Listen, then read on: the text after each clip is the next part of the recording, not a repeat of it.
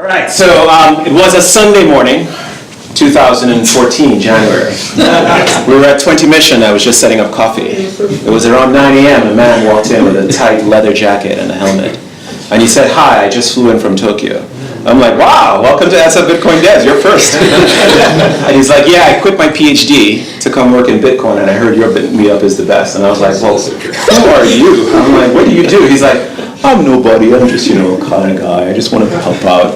And 4 years later, this guy is now one of the lead scientists at the MIT Digital Currency Initiative. He's also the co-founder of Lightning, which, if you don't know Lightning, everybody's looking to fork it. He's also the co-founder of the Ethereum Dagger Hashimoto. Anybody remember Dagger Hashimoto? Wow, I'm a really old guy. All right, proof of work based on Ethereum. So a lot of what Ethereum is driving has been built by this guy, and you may not know. So Tadge, we begged him to come talk to us. He has a lot of stuff he wants to present. So he's going to present on one presentation here, Discreet Log Contracts, right? Am I talking about it? Discreet Log Contracts, yeah. And I saw this at the Bitcoin MIT Expo. It was an awesome presentation. I asked him to do it again. He will have other presentations, so we'll bring him back. But please, if you would join me in giving a warm, awesome welcome to Tadge Dryja. There you go. Okay, yes. Efficient smart contracts, Discreet Log Contracts. Okay, so hello everyone. Tarek already introduced me, but I'm Tadge Dryja. I work at MIT right now at the Digital Currency Initiative, which is really cool. Actually, it's not on the slide, but I'm teaching a class at MIT right now for undergrads and grad students about Bitcoin, cryptocurrencies, this kind of stuff. And the idea is to have most of it online. So right now all the slides are online and the homeworks are online. And we're going to put the videos of me talking and other people talking online. Not everyone, because a lot of people, guest speakers, didn't want to have videos because of NDAs and stuff. But there's a lot of it online. So if you look at github.com/MIT-DCI, there's the class and there's a lot of materials if you're interested in it. It's kind of cool because I get mails from people in other countries sometimes being like, "Hey, you forgot to put up the slides this week." I'm like, "Oh, shoot, I did." So it's cool that people are looking at it. Yeah, I wrote Lightning Network, Joseph Poon, and we presented that about 3 years ago at something else Tarek was sort of hosting, so pretty cool. And so this is newer work called Discreet Log Contracts. There's another, I'm working on this a lot at MIT now, and working on some other, so MIT is cool, but there's like too many things going on, so I need to like, but hopefully I'll have another paper or two in the coming year, coming summer, I think. Okay, so super sort of little bit of review or like, what's the problem we're dealing with here? So scalability is sort of a perennial problem in all of these systems. Every transaction going on the blockchain doesn't really scale well. It's sort of O of n squared, not really. O of n squared, if you count n squared, is like n is like all the transaction on all the computers, but as a single computer as yourself, it's O of n, but still. Anyway, so just to review the first response that anyone ever said about Bitcoin. I think people know what it is, right? Don, whatever. So Satoshi, November 2008, I've been working on a new electronic cash system that's fully peer-to-peer with no trusted third party. First person who ever responded to Satoshi on the mailing list, whoever this guy is, James A. Donald. We very, very much need such a system, but the way I understand your proposal, it does not seem to scale to the required size. So the first thing anyone ever said about Bitcoin was it doesn't scale, and they were quite correct. I mean, so that now we're sort of living that through. And then John Gilmore complained about the energy wastage. Well, yeah, energy scalability. So the problems we argue about today are nothing new. These were from the get-go. Really, before this is November, so this is a couple months before Bitcoin even was released. This is just the paper. And so today, if you go into your .bitcoin folder and you view -h, this is with TXID index on, TX index on, but actually, and it's also a few months ago, so it's probably about the same even with it off right now. It's about 190 gigs. The state is, the actual UTXO set's only about 3.5 to 4 gigs, but still, you gotta slog through a good 180 gigs to get there. It's big. It's a problem because a lot of people don't run full nodes and they just use, some website or something, some kind of SPV thing, or don't even have their own keys and let a different company or website do that for them. And a big reason why is This is huge. This is not non-trivial to deal with. So, a long time ago, 2012, I think, Mike Hearn and Matt and some people were looking at OneWay Channels, where you have some kind of incremental payment channel. And so from the beginning in Bitcoin, transactions have a 4-byte lock time field. So similar to a check, if you date a check, it's not valid before that date, but is valid after. So transactions can be valid after the lock time. And you can do height or Unix time. I think most of the people use height. I use it in my code. It just feels more Bitcoiny. And then you can have these one-way channels where Alice and Bob both send money to a 2-of-2 multisig. And then, so let's say Alice sends money to Alice and Bob's 2-of-2. And then what Alice can do is sign a transaction like this and hand the signature over to Bob. And Bob knows that this is just as good as getting paid, which is kind of cool, because Bob says, well, I've got a transaction where Alice gets 9 coins and I get 1. Alice has signed it, and I haven't done anything. I've just received this signature. That's the equivalent to me getting paid a coin, because I know Alice can't do anything with this, right? Alice would have to ask me to sign something. And I've got Alice's signature. Alice doesn't have mine. I can just attach my own signature to this whenever I feel like it and get a coin. So it's just as good as having that coin outright. Not quite as good, because it's a little annoying, because you have to sign and then broadcast this and then send it to where you want it to go. But trust-wise, it's just as good. So Bob says, okay, I've got the coin. Bob doesn't broadcast this, however. He just leaves this on his hard drive and then waits. And then the next day, Alice says, okay, here, now you have 2 coins and I get 8. Alice gives Bob the signature for this. Bob holds on to it. What's also interesting, Bob at this point can delete the signature for this one, because this is strictly better, right? Bob would not want to broadcast this if he has the option to broadcast this, because Bob wants 2 coins more than he wants 1 coin. And you can keep doing this. You can't keep doing it forever, though, right? You can keep doing it till, well, Bob has all the money. And also in these payment channels, to prevent Bob from just locking up the money indefinitely, you'll usually have some kind of other time lock transaction where Alice gets all the money back after a week or 2. So Bob has some kind of time pressure here. So this is cool, but it never really took off. I think there were some implementations, but there were security problems with funding, which, malleability. And also, it's fundamentally one way and you can't do that much with it. So, you update it lots of times. You don't tell the network about the state. You broadcast the most recent state to close. But now the idea is you want to be able to revoke old states. So if you want to go the other way, so let's say you get to here, and Bob says, hey, Alice, I want to pay you now. Let's go back to here, where I have 1 coin. So I want to pay you 2 coins. Bob can give Alice a signature for this transaction. But it's not a credible thing, right? Alice knows Bob's still got this transaction and this signature, and he can broadcast it whenever he wants. So what Bob wants to be able to do is to tell Alice, I deleted it. I deleted this signature, and here's one for this, so don't worry, this is the only one we can broadcast. But you can't prove you deleted something. That's not even cryptography, that's just you can't prove you forgot. But what you can do is you can revoke old states by revealing instead of deleting. So what if your script was like this? And this is the script. Well, condense these. But basically you're saying, okay, key A and key B, or key C and 100 blocks. So these 2 people sign, these 2 keys sign, or this other single key signs after a certain period of time. So key A and key B together can spend at any time. Key C can spend, but they have to wait. So if you have both keys A and B, you can grab the coins first. And this is how you revoke transactions in Lightning, right? So the idea is, okay, well, if this is Alice's, let's say, this is Carol's coins, I should have used different letters. This is Carol's coins, but she has to wait. But she can give Alice, she can revoke it to Alice by giving Alice this key. This is Alice's key, this is the one Carol came up with and reveals.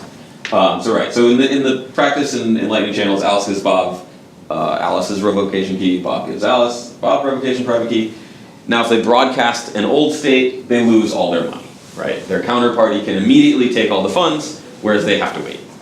So this is a nice mechanism where, okay, you can now go multi-directional. You can go back and forth as many times as you want. You've got the same funding process. You make a transaction, you make a new transaction. So in this case, Bob is paying Alice 4 coins. And then Bob retracts this and said, okay, I haven't forgotten anything, but I've given you the key to these 9 coins. And Alice says, okay, Bob, I've given you the key to this 1 coin. So if Alice broadcasts this, she loses everything. If Bob broadcasts this, he loses everything. And now this is the only valid one. And then you build the next channel, the next channel state, and revoke the old one. So there is a period of time, briefly, where they're both sort of valid. You just don't consider the payment final until everything's revoked except the most current one. So this is how Lightning works. This is implemented, and then Lightning has multi-hop and all these other things. But the basic the basic script is, okay, you've got this revocable key that can be spent immediately, or this other key that takes time. And actually, in the script, you can condense these. I'll go into some more fun elliptic curve math in like a few minutes, but 2 of 2 multisig in some ways, if it's the case where you're revealing a private key, you can condense these two, because you can just say key A plus key B and sum the public keys, and then the sum of the private keys will be able to sign with that. So I'll go into that in a second.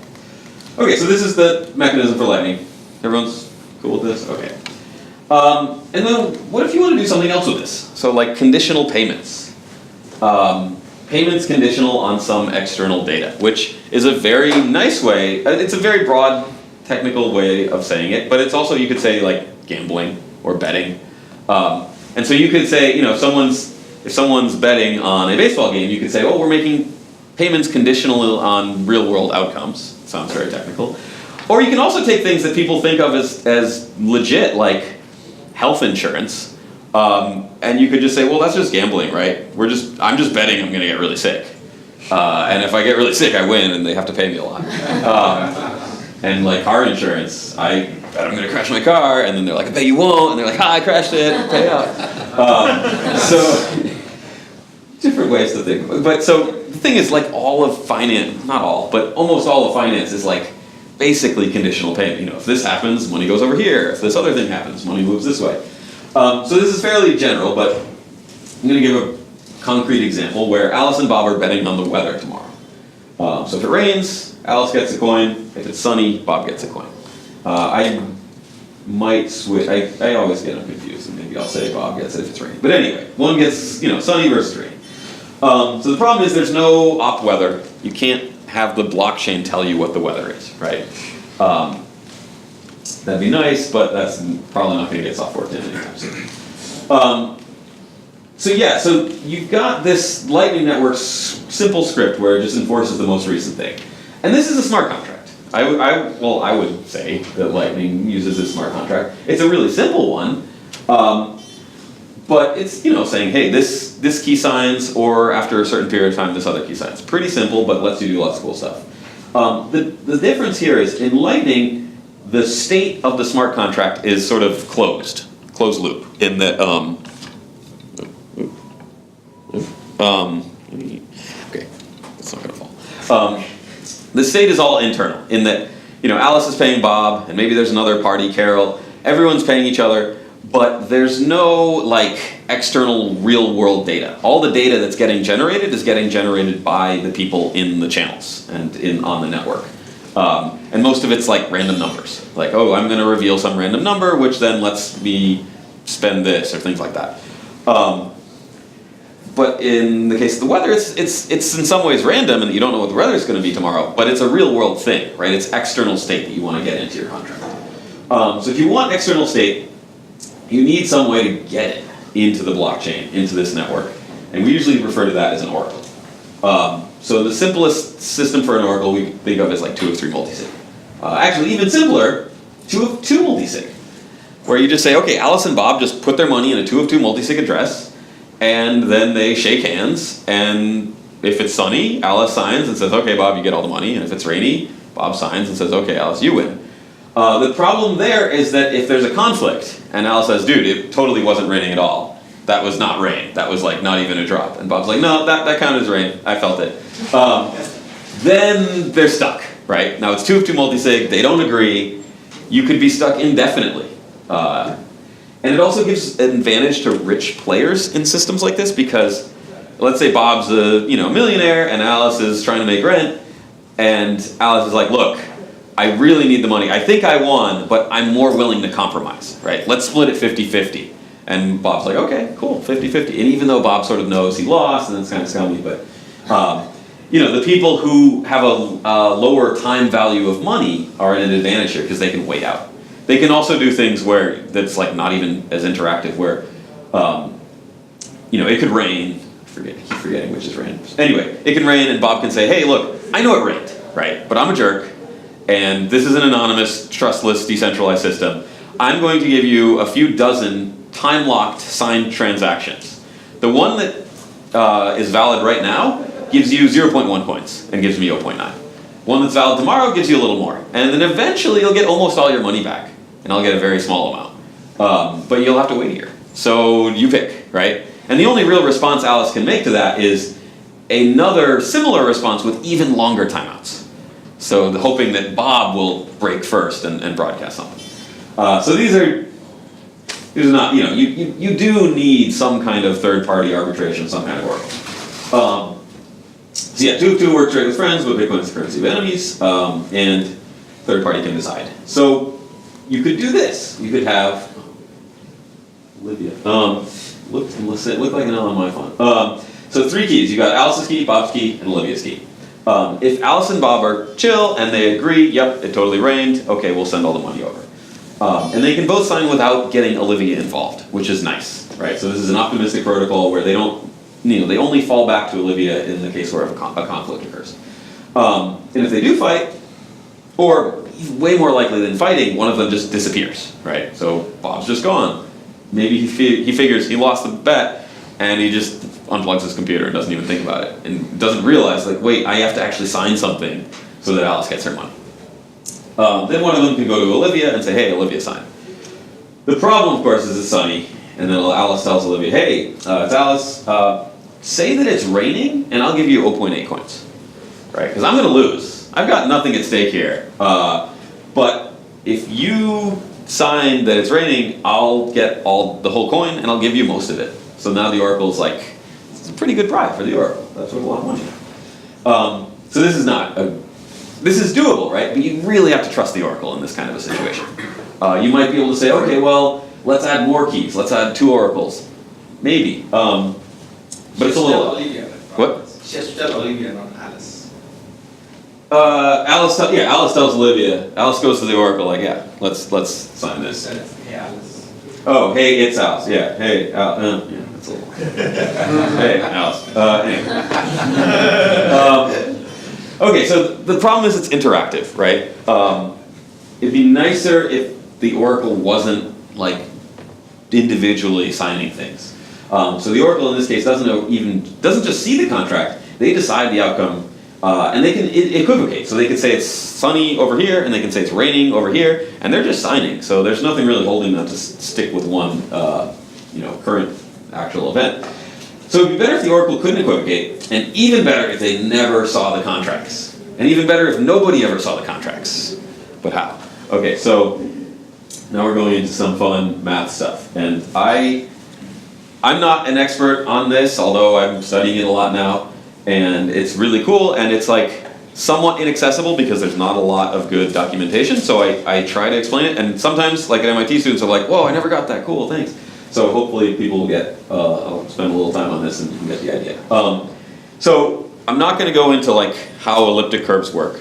I'm just going to say, here's what they do. And you don't need to use elliptic curves. You can do the same thing with like regular modular exponentiation in like private fields. But in Bitcoin and Ethereum and most of these systems, we do use elliptic curves.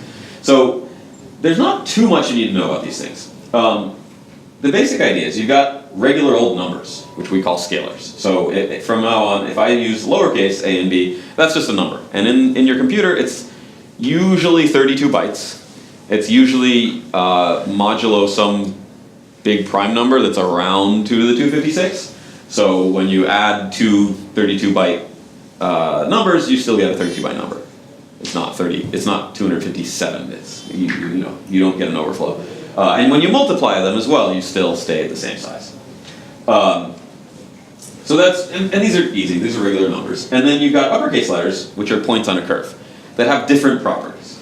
Okay, so they're just sort of two types we're dealing with here. Regular numbers, U8 256s essentially, and then points on a curve. So what operations can we do? So scalars, regular unlimited numbers, do whatever you want. Add, subtract, multiply, divide, easy, super fast. Intuitive. If you work with numbers, you know how this works. Points have addition defined, but not multiplication or division.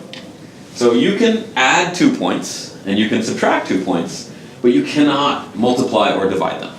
It's just not defined, right? So if you have, and if you look there's sort of graphic analogies. In practice, it's all like modulo these things, and so it doesn't really look right, but to add 2 points, you sort of take the line between them and see where else that intersects the curve, and then flip over the x-axis. But it's just not defined here. We don't know. It's a group, so there's a single operation. Okay, so we can do these things. And then you can mix these things. So a point plus a regular number. So you say, okay, I've got this point on a curve. I want to add 10. So a plus 10. It's just not defined. It's like, well, what do you mean? It's a type error. You need to somehow cast b to a point. Like you're doing the wrong thing here. It doesn't work.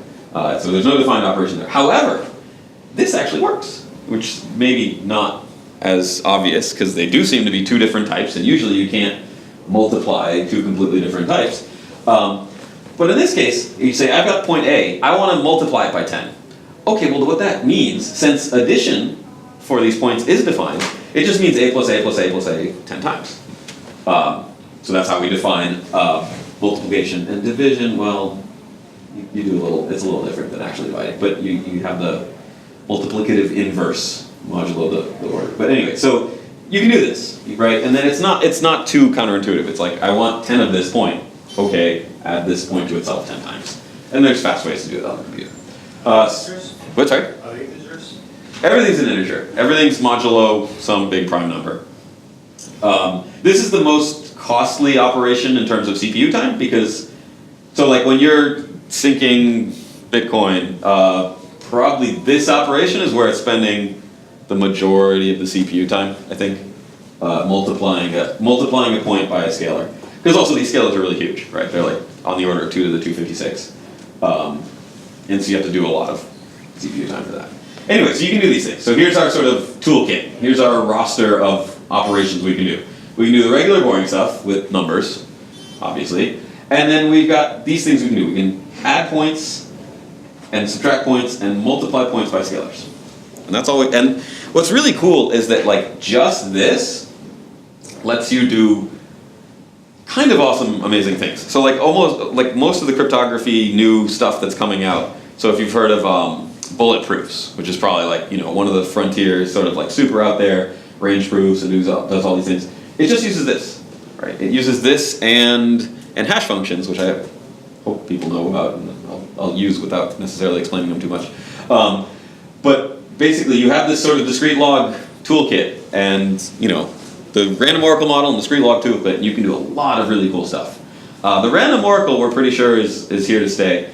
If ever anyone makes a quantum computer, these go away, and then we'll be stuck without it, and we won't be able to do as many fun things, but hopefully that doesn't happen anytime soon. Okay, so you can do this. So now I will explain, oh yeah, and then we also have G.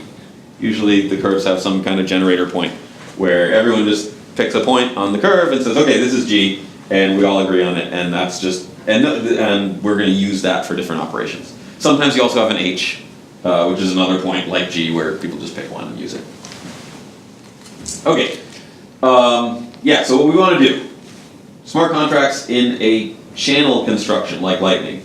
In Lightning, the most recent transaction is valid, and in discrete log contracts, what we want is a non-interactive oracle to determine what's valid.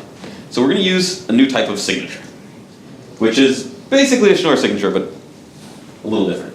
Okay, so a Schnorr signature, which is much simpler than ECDSA, and I think it's basically just this equation. ECDSA, if you've tried to look through the programming of how actual signatures are implemented in Bitcoin or Ethereum and things, it's this algorithm called ECDSA, which is a little weird. It was made weird on purpose so that it would not infringe on the patent for this super complex equation. And yeah, I think patenting this is kind of silly because it's like, actually, when I was researching this stuff last year, I I came at it the other way. I wrote my own crazy signature algorithm, which had like an extra coefficient in front of k and all this other stuff going on, and then was talking to people at MIT about it, and then they were like, okay, yeah, I guess this works, but it seems really weird. And then afterwards, I'm like, oh wait, this is just a Schnorr signature. You can get rid of all this other like extra stuff. It's just a Schnorr signature because it's sort of the most obvious, like intuitive. If you've got the discrete log and you've got Fiat-Shamir transform, you sort of come up with this. But this Klaus Schnorr guy came up with it first, patented it, and so we've been using it for 20 years. So instead we had ECDSA. But now the patent's expired, so we can actually start making progress and using this. It's nice. Yeah. Okay. So, and it's also, I think, why in like Bitcoin and some other places we don't really want to call it Schnorr signatures when we get in. We're going to call it something else because, like, don't give the guy credit, right? Okay. So the idea is you've got your public key, and so public keys in this system is you just come up with a random number, little a, multiply it by g. The resulting big A is your public key. And from big A, no one can figure out what little a is, because that would be g divided by big A, right? But division's not defined for 2 points. So it's not guess and check, right? There are more efficient algorithms than just trying all the possible a's times g to find it, but it's still really hard. It's defined, but it's expensive. It's, yeah, but yeah, it'll take you a long time, so you're not going to get it.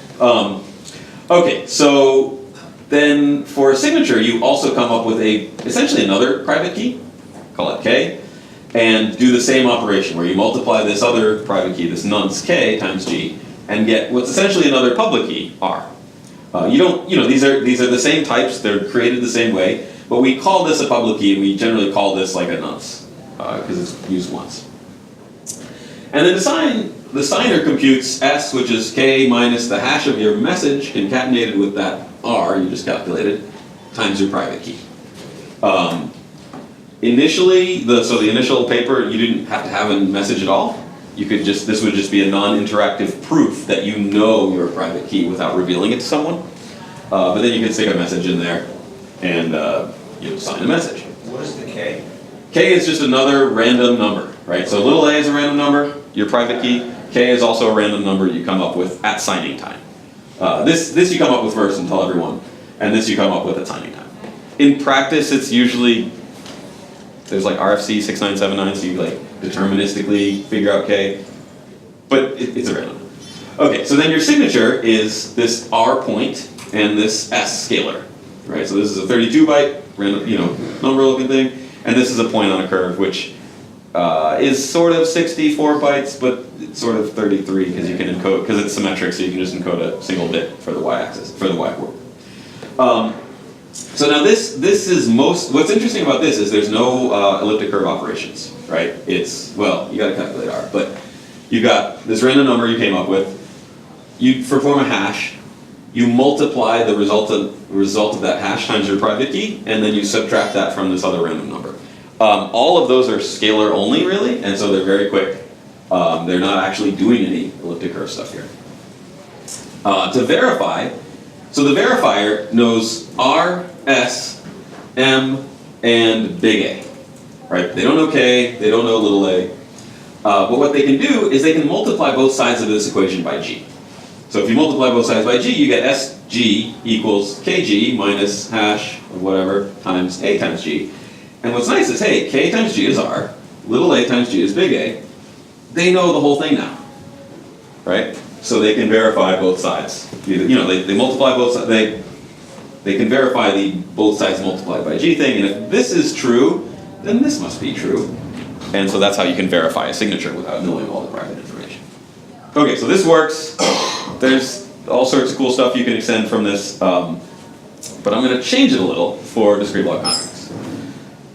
So instead of saying A is my pub key and then my signature is R and S, I'm going to say my pub key is A and R and my signature is S. So it's the same equation, same basic thing, except that when I first make my public key, I sort of make two public keys, publish both of them. And then I don't make this K value at signing time. I've already determined it. I already know what it is. But otherwise it's the same, and I'm just sort of switching where things are. The reason you usually don't do this is because this means you can only sign once. And I will show you why. Okay. So if you sign twice with the same K value and the same little, your same private key, your same nonce, but different messages, what you're going to get is two different S values, right? S1 and S2. Because you've got M1 and M2. And so these hashes, you can say like H1 and H2, they're going to be different. So you got different coefficients times your private key, but K is the same. And so if you subtract, so if the attacker, it's not even much of an attack, if you sign twice and then someone says, okay, I've got these two signatures, I just subtract these two signatures. And that's going to be K minus this, minus K minus this. Well, the K's get canceled out. There's no more K anymore. So you just have these two hashes times your private key, right? Hash 1 times A minus hash 2 times A. The thing is, like the attacker knows what these hashes are. So it's two equations, two unknowns, right? You've got a pretty clear way to solve for A. You know everything here. You know S1, you know S2, you know this hash, you can factor out A. You know this hash, you know that other hash. You're good. This is real quick on the computer. You can figure out their private key like instantly. Also, fun fact, this is what brought down PlayStation 3's code signing in 2011, I think? Because I think probably Sony engineers read some documentation and said, okay, K needs to be random. And they came up with a random number and set that to be K, and they just left it there. And it stayed that random number for all of their code signing. And then they use ECDSA, but it's the same, the equation's a little different, but you can do the same thing. They're similar, basically they got to ECDSA by tweaking Schnorr until lawyers said yeah, that's not the same thing. Okay, so usually you don't want to do this, right? Usually you don't want to do this switch because total data is the same, right? Your public keys, normally your public key is 33 bytes and then your signature is 64-ish bytes. And this would just be switching, moving stuff around. You're not actually saving any space, you're not doing anything that useful, and now you can only sign once with each public key. That's not cool. But given given one of these new public keys, A, R, and the message M, you obviously can't compute their signature, right? You can't compute S. But you can compute S times G, right? Because the whole idea of the verification equation is you multiply both sides by G, and then you know what's on the other side, right? On the other side, it's R times this hash times their public key. Well, if you know what R is before the signature occurs, you can compute this for any message you want to plug in there, right? You know their public key, they've given you R, and you can guess whatever message you want and say, okay, I can't forge one of their signatures, but I can come up with what their signature looks like for any given message, right? So I can come up with S times G for any message they may sign, and then when they do sign, that'll be S. So SG is computable for any message you want. This is useful because it's an unknown scalar. You don't know S, but you do know S times G. It's this is basically the same as a public key and private key, right? Where if someone gives you a public key, okay, you know that it's some private key times G, but you don't know their private key. This is the same thing, where now you can compute these public keys that the signature will be the private key for. So we can use it for a third-party oracle to sign messages and then reveal a private key. So the oracle then says, okay, well, here's my public key. Also, here's an R value that I'm going to use to sign a message, like the weather tomorrow. So now you can compute, okay, well, if the message is sunny, we know what S times G is. We know the point on the curve that corresponds to sunny. If the message is rainy, we know what the point on the curve for rainy is.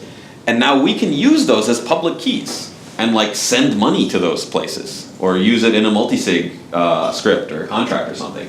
And now when the oracle signs, that will reveal the private key. Okay, so in Lightning, the basic idea is you're revoking old states by revealing a private key, right?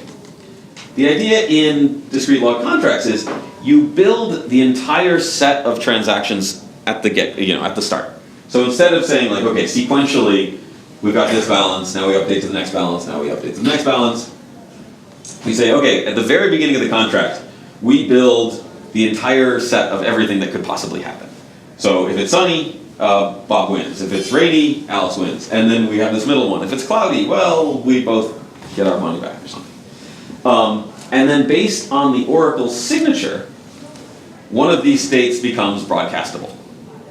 Right, so it's sort of the opposite. Whereas in Lightning, you reveal a private key, and now that becomes like a hot potato transaction that you don't want to broadcast. You do the opposite. Where in this, okay, now we know the private key, so I can I can broadcast this and immediately grab the output. Right, so the script in this case would be it's the same script, right? The script is basically key A or key B, and you have to wait. Whereas in Lightning, wait, I think I have this. Yeah, so.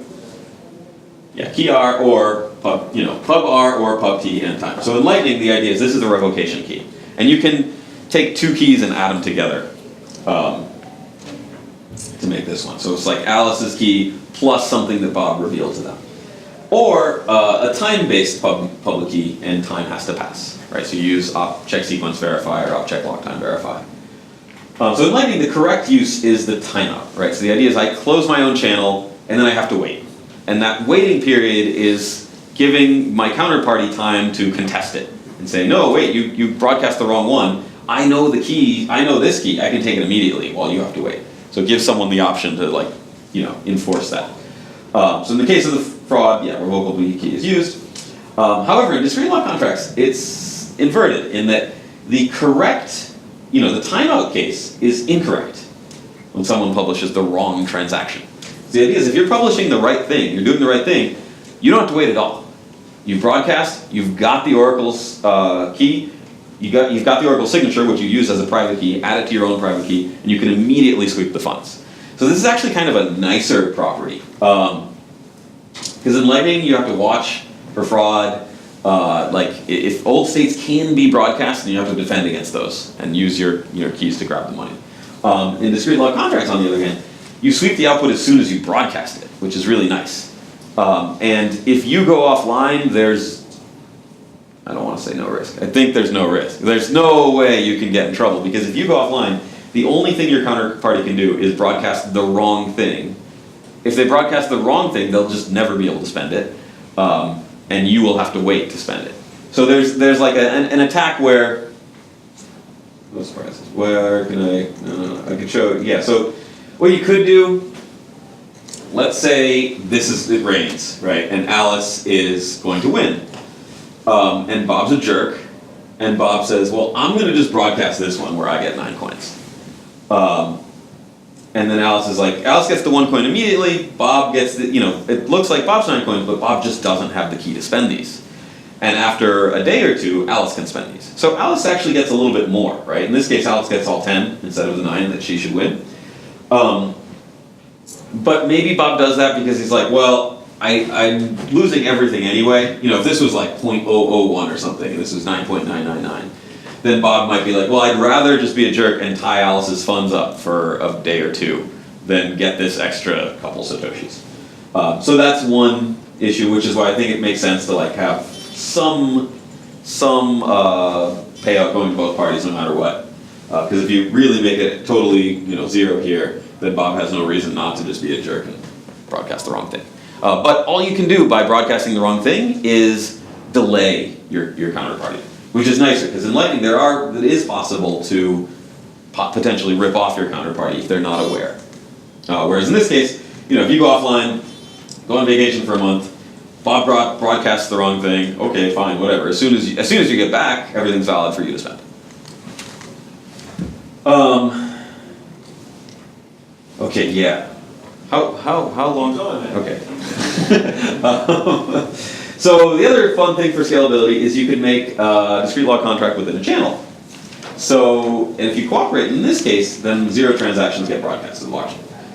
Oh wait, shoot, I got rid of the slides. Oh, okay. Well, I have this whole thing. Well, yeah, because I probably was thinking, oh shoot, this is going to take forever, and then I cut the slides. But the idea is you make an output, sort of like in Lightning channels when you have like a third output, which is an HTLC, not just the 2 balances for the 2 parties.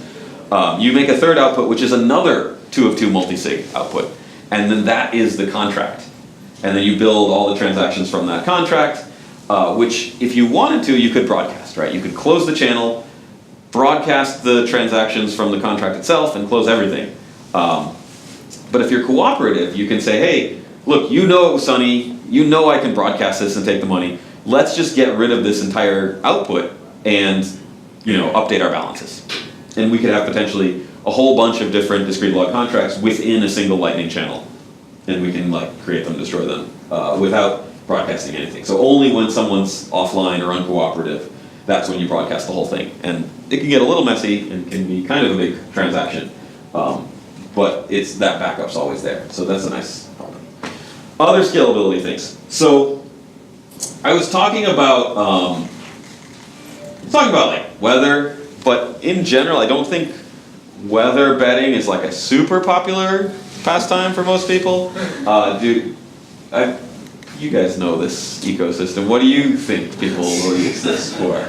I don't know, some ideas. What do you? Security. Insurance. You can bet people stuff. Speculation. Speculate, yeah. I mean, sports, gambling, maybe. I think one of the big use cases. Complex derivatives. Okay, so complexity of derivatives, yes. Weather futures are actually really big. Okay. Sure. Weather's a good example, but because there's only 3 states. What I think will happen is that people will bet on the price of things, right? Where hey, I want a Bitcoin settled Dogecoin future. Where the price of Dogecoin determines how many Bitcoins I get at the end of this futures contract. Or something like that. More likely you'll have some kind of real world thing like $1, where I want $10,000 worth of Bitcoin at the end of this contract. So if the price of Bitcoin goes up, I get fewer of them. If the price of Bitcoin goes down, I get more of them. So I have Bitcoin, but I'm not really exposed to the price difference. And then whoever takes the other side of that is saying, I want these crazy, super volatile Bitcoins, where it's like Bitcoin, but even more volatile. But there will be people who want that, because all these exchanges have 20x leverage, and people go for it. So I think that's a market that you could make. It's there's lots of interesting economics, but in general, I think there will be a lot of cases where you want a whole lot of possible messages, right? So if you're betting on the price of oil, and it's $50 a barrel, well, maybe round to the nearest cent, and so there's potentially thousands of possible prices, thousands of possible messages the Oracle can sign. Because the Oracle says, I'm going to sign, the closing price of West Texas Intermediate on Friday, or whatever. And there's a lot of possible outcomes there, and you need to build them all into this contract. You don't want the Oracle to sign something you didn't anticipate, and then your contract's stuck, right? So you can probably have some kind of timeout from this, where if the Oracle signs something crazy you didn't anticipate, or the Oracle just disappears, well, maybe both parties get their money back after a few weeks or something. But in general, you want to anticipate lots of things, and people like the ability to have high resolution things. So it's pretty scalable in that, let's say you've got 1,000 different outcomes. Each signature is only 64 bytes, and then there's a couple dozen bytes of extra data. But I think it's 100 bytes per transaction, not even, that you have to store. So 1,000's whatever, it's 100K. Even 1,000,000, it's okay, 100 megabytes. You can do that because only one of them actually goes on chain. So 100 megabytes is annoying because you're sending a ton of data and verifying 1,000,000 signatures. And it takes a while, but if it's a lot of money involved, and it's people betting millions of dollars, sure, wait a few minutes on your computer. It's doable. But you want to help scalability of that. So one idea is, and I haven't implemented, I sort of implemented a little, split the R value, sort of split the message being signed into 2 parts, like an exponent and a mantissa. So if you know how floating point numbers work, you're basically, it's like scientific notation where you've got, mantissa is a fancy word for the part that's not the exponent, the thing after the decimal point. And so you could say, okay, well, I'm going to report the price of oil, but I'm going to report it as, if it's $51.23, I'm going to report it as 5.123 times 10 to the 2, right? And then if it's $103, I'm going to say 1.03 times 10 to the 10 to the 2 is 100. Sorry. Anyway, but yeah, so that would be. I think that's a little overkill. because there's a trade-off where like, okay, now I have like 32 signatures. Yeah, you can do that too. You can sign you can do binary decomposition and sign each bit, so there's only one thing and you can add them. But then you have more signatures. So in some cases that's good. In some cases, just splitting in half gets you most of the way there. But then the idea is there's a lot of states where you don't really care as much. So for example, if we're betting on the price of oil, it might be that if the price is 40 or lower, Alice just gets everything. And if the price is 90 or higher, Bob just gets everything. So in that case, we can say, look, if the exponent is 2 or 3 or 4 or 5, Bob just wins. And if the exponent is 0, Alice just wins. And we don't need to use the mantissa there. So we can cover like a really large range of possible outcomes with only a couple signatures. So that helps.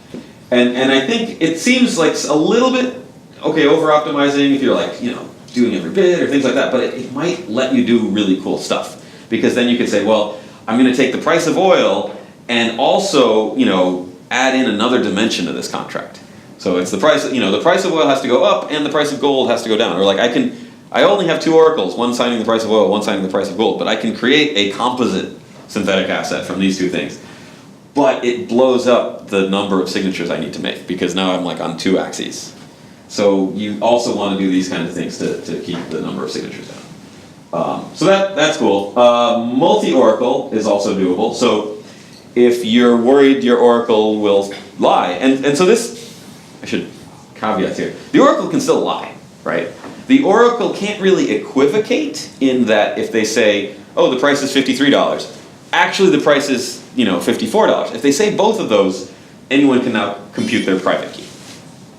So if they want to they can put up a bounty too, and they say, hey, here's a bunch of money on this key, and if I equivocate, if I sign 2 things the wrong way, then anyone can just grab this money from me. So that's nice, but they can lie. They can just say, oh, well, the price of oil is 1 cent. And they can also enter into contracts with people, right? So they could enter into a contract where they're short oil, report the price of oil to be 1 cent, and take a bunch of the money. So you do still trust these oracles to say the right thing. But hopefully they're sort of hands-off enough. They're like far enough away that like it's Bloomberg just signing things. You're not too worried about it. And also they have no idea what you're doing, right? You're just grabbing these, grabbing their public keys, finding out their signatures, and it's like once the signature is added in to your key pair, you can't see it, right? So when these show up on the blockchain, they just look like random public keys. The oracle themselves cannot see that their signature went into any of this. And it's the same script as Lightning, so you can't distinguish it between, was this a Lightning channel that closed, or was this a discrete log contract? Looks the same. Although, sort of an asterisk, the very common case in this will be the non-timeout clause of the script, and in Lightning that's very rare. So you'll be able to guess, right? It was either a Lightning network channel that closed fraudulently, or a discrete log contract channel, contract that closed correctly, or the opposite, right? So you can get an idea, but not too much. So you can do multiple oracles, right? You can say, okay, I'm going to use Oracle A, Oracle B. I just add their points and get a 3rd point, and I can use that as the point I add to my own for this. So for n of n, no size increases. For n of m, where m is greater than n, then you do have a size of log. So, but if it's just 2 of 2, no problem. Well, there's always problems. The problem is, what if they're a little bit off? So like one oracle reports that the price is, $53.23. The other reports $53.27. You're like, oh shoot. Well, we didn't have like all these different like close signatures. We just used the same signature for both, and now we're stuck. So that's another time where you can use this, where you say, okay, well we have 2 oracles. One of them we actually care about the mantissa. The other one's just there to double check the exponent to make sure we're like not totally off. So as long as Bloomberg and Thomson Reuters are within 20% of each other, we're going to go with Bloomberg. So we're protected against things that are like way off. If some oracle gets compromised and reports that the price is 1 cent, then the contract fails and we just get our money back. So you can combine them and make it safer that way. Okay, so I think towards the end. What are the use cases? Currency futures, stocks, commodities, sports, insurance. I think there's a lot of things you can do. I think this one will be big because already you've got like CME's doing Bitcoin futures where it's you don't get any Bitcoin, but you get a bunch of dollars based on the price of Bitcoin, right? So I want 10 Bitcoins worth of US dollars on Friday, and those exist. Those are being settled and executed now. This could do the opposite, where you could say I want. I already said I want $10,000 worth of Bitcoin on Friday, and so I'm not exposed as much to the price, but I still get this. That said, depending on the collateral in the contract, it can break, right? So if there's, let's see, if there's 20 coins in the contract, right? We each put 10 in, and then I say I want $100,000 at the end of the week, and then the price of Bitcoin drops to like $50. Well, I can get all 20 coins, but it's not going to get me to 100K, right? So if you collateralize it symmetrically, where both parties put in equal amounts, then you can survive up to like a drop of 50% of the price of Bitcoin. The price of Bitcoin in whatever asset you're trading. So it could also be like, I'm investing in gold, and then gold just skyrockets and goes up 10x in a week. And you're like, oh, well, I get all the Bitcoins, but that still doesn't quite get me to the full value of the asset I thought I was getting.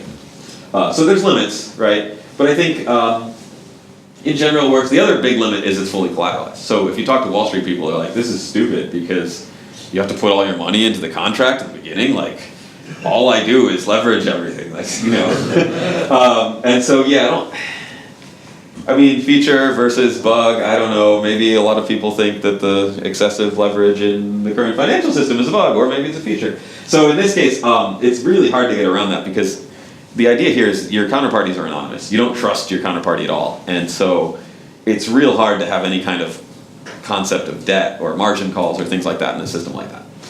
But I still think it's useful. And also, collateralization could be a problem long term, but right now, Bitcoin doesn't do anything in that, like, you can't really get an interest rate on it, really. Most of it just sort of sits there.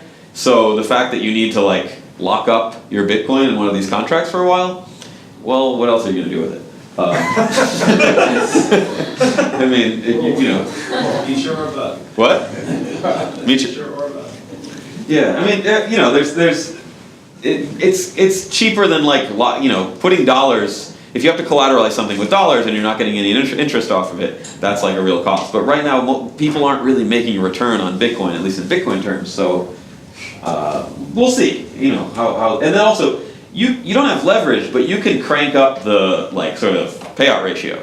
So you can say like, look, if the price goes up 5%, I win everything, and if the price goes down 5%, you win everything. So you can sort of narrow down the range where it works. Okay, so yeah. There's lots of fun things you can do with this. So in terms of practical, like the MIT DCI people, we're working on an implementation. It's on GitHub, so if you go github.com/MIT-DCI, it's in Lit, the sort of Lightning Network wallet code base I'm working on. There's sort of a UI, there's sort of like 3 UIs. One of them's actively being worked on. UIs are always tricky. But yeah, we're working on it. It's all just open source, so it's some MIT people working on it. So if you want to look at it and contribute, awesome. If you want to just grab it and use it for your own project, you can do that because it's MIT licensed. The MIT license, not licensed to MIT. But just you just keep the same copyright and work on it, and maybe we can take the code improvements you do back. So I think this is kind of fun. It can work on whatever has SegWit. You could probably adapt this to things like Ethereum, right? You could make a pretty straightforward little smart contract that's just the essentially script output that Lightning channels use, which is basically this key or this other key and wait. And you could make fairly, because the Ethereum EVM is in some ways like a, superset of what the Bitcoin script can do. So you could take this script, which is really, 10 opcodes or something, and then port this to EVM, and then have these kind of smart contracts on Ethereum or something like that, and then keep the same anonymity and the same properties. So that might be useful. Yeah. So I mean, there might be a little weird. You could do it in Ethereum, and it's a nice property to have that you could use the same oracles, so one oracle, all they're doing is signing messages, and they're just reporting these 32-byte little signatures, and you could use that in EVM, you could use that in Bitcoin, you could use that in Zcash, you could use that in pretty much anywhere you have a script, and potentially places where you don't have a script. So, like if the research Andrew Polster is doing on sort of scriptless scripts, where something like Mimblewimble, where there's only public keys, can we try to like squish all these functions into just a signature itself? And this is, in that vein where all you're doing, you've got this entire smart contract that sort of condenses down into just a signature, and potentially even more. So there's still tons of like research to do on it, still tons of implementation, but it just looks fun, and hopefully people will be using it at some point in the future. And maybe they'll do like dollar currency futures instead of Tether, or they'll do, trustless betting instead of, depositing all their money into some centralized thing and betting that way. So, okay, sounds good. Do people have questions? Okay.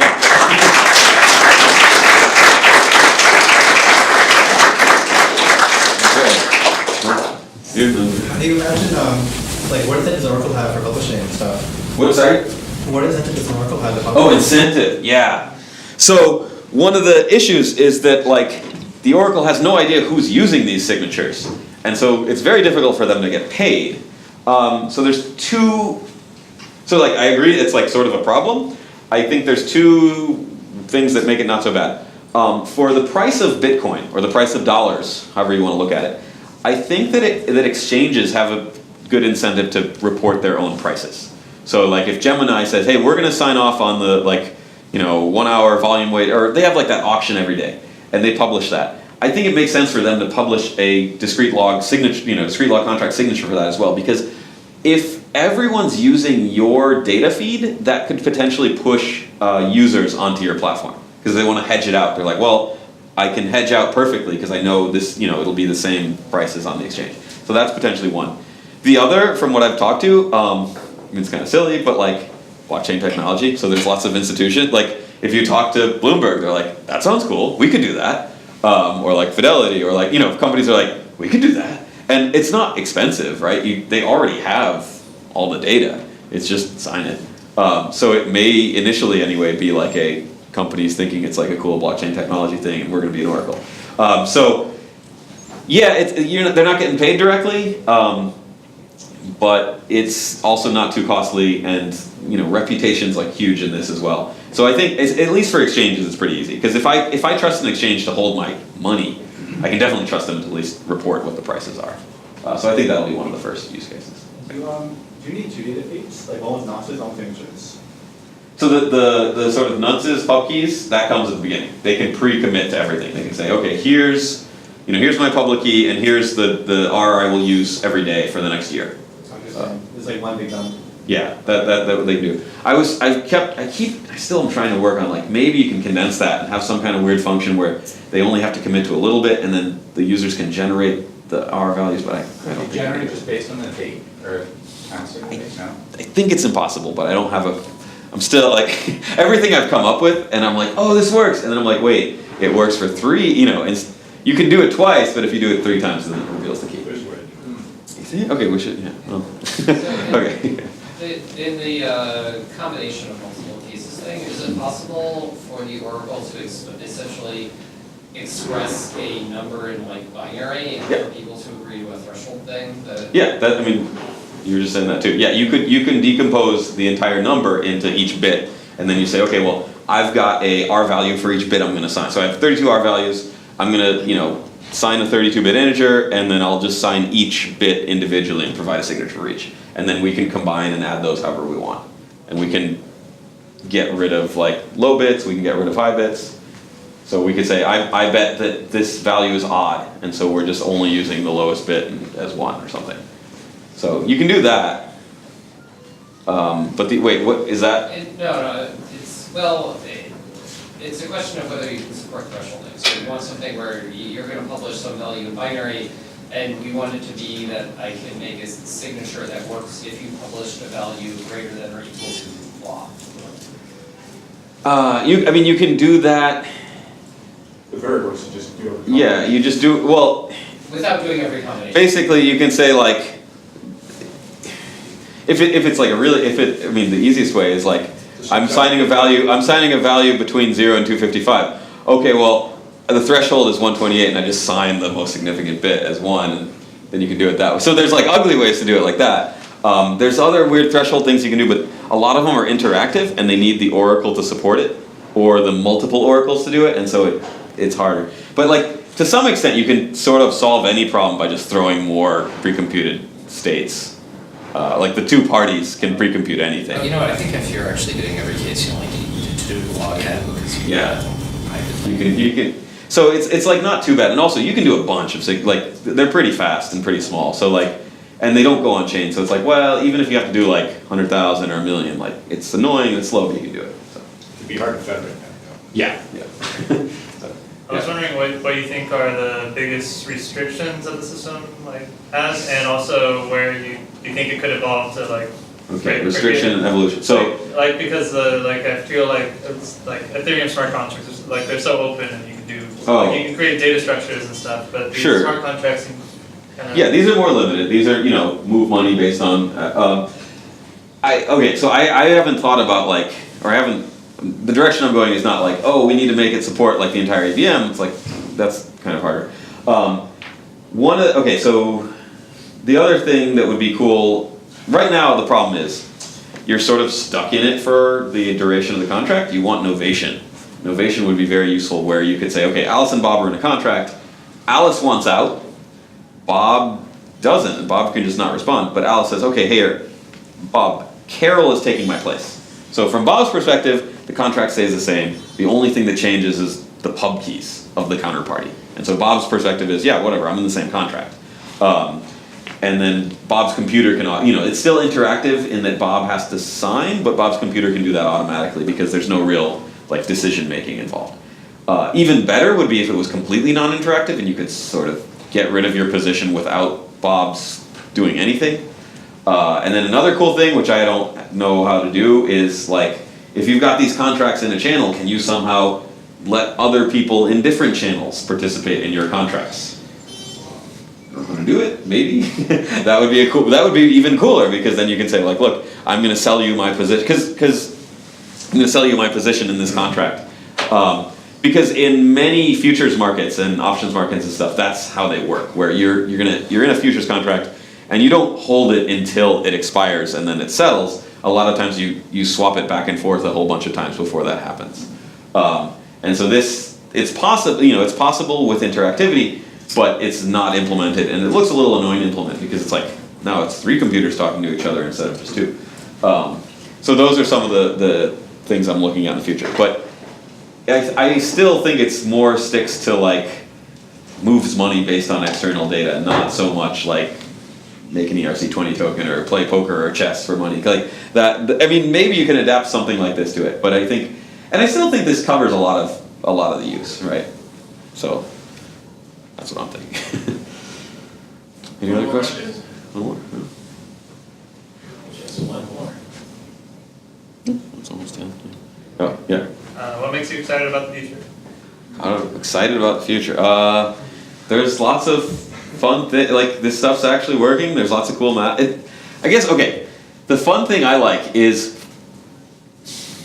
it seems like there's still not that many people working on these things, in that like, you can find new things out. Like, I'm not like a crypto expert or anything, and like, as far as I know, like no one's written this before. And it's like I've talked to people who are like, professors of cryptography, and they're like, oh cool, yeah, that works, I get it. And like, it's just like, yeah, you move the R, oh, okay, cool, yeah, that's nice.